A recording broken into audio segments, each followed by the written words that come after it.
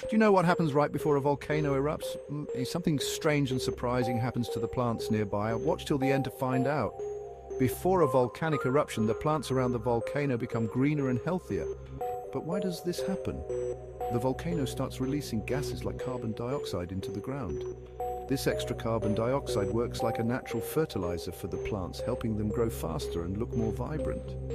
It might look like the plants are thriving, but it's actually a sign that something dangerous is coming. The volcano could erupt soon. And when the eruption happens, it's a reminder that nature always warns us. So if the plants near a volcano are suddenly lush and green, be careful, an eruption could be near. Like and subscribe for more amazing science facts.